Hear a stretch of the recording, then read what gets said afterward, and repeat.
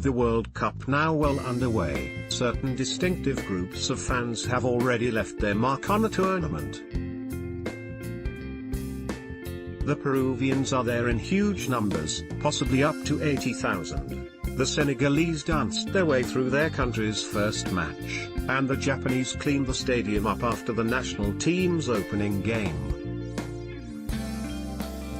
England fans have, however, been far less noticeable than one would normally expect.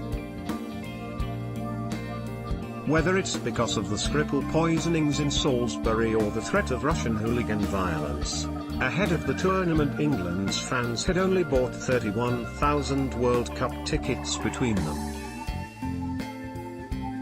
Even so, this still placed them in a list of the top 11 countries purchasing tickets. Top of the list was Russia, 800,000, with the likes of Brazil, Germany and Mexico predictably also appearing. Somewhat surprisingly, the non-qualifying United States accounted for the second most ticket sales, 80,000. Even more surprising is China's appearance on the list.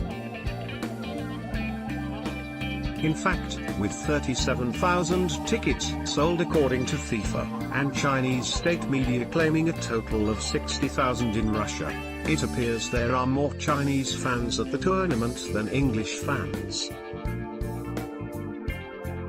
This is despite China being a country whose World Cup record is abysmal, having qualified only once, in 2002, when it lost all three of its games by an aggregate score of 9-0. It is also a country most people do not commonly associate with football, even though China's President Xi Jinping wants his country to become a major global player. No China, no problem. Previous research indicates that China's football fans are nevertheless big supporters of national teams other than their own.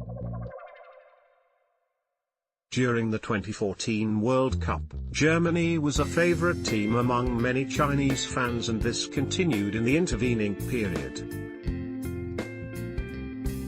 Despite a surprise defeat by Mexico in their opening game in Russia, Die Mannschaft still promise long-term status and success in a way that other nations' football teams do not. Brazil and Spain are among the other national sides that Chinese fans are following. Brazil is especially popular as several of its leading players have signed for Chinese Super League clubs in the past few years. Other Chinese fans who are traveling to watch World Cup matches will be more interested in seeing top stars rather than supporting a team. Both Argentina's Lionel Messi and Portugal's Cristiano Ronaldo are hugely popular in China, especially among younger people who live their lives through social media. Ronaldo, for instance, has 1.8 million followers on the Chinese equivalent to Twitter, Weibo. World Cup 2018. Simon Calder tours the Russian city of Kaliningrad, where England play their final group match. One should not forget either that China has a rather different relationship with Russia than, say, England or France.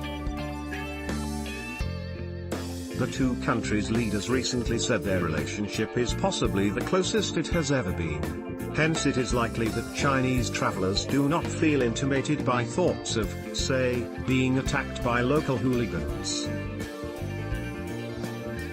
Otherwise, fans recently engaged with football following the Chinese government's promotion of the sport may simply see the World Cup as a way of indulging in their newfound passion.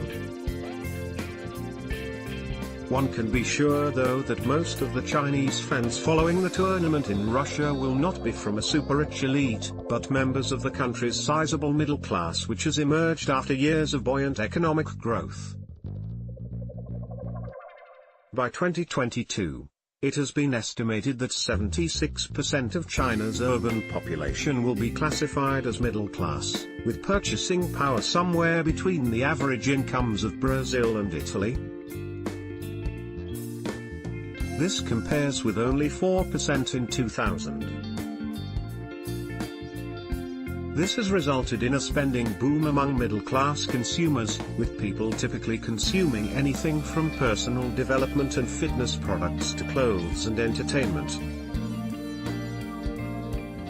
Many are motivated by a desire to boost their social image, hence their consumption is frequently conspicuous and often focused on high-end brands. Chinese consumers also have an increasingly strong global outlook. The country's outbound tourism expenditure now totals more than $260 billion, double that of the US.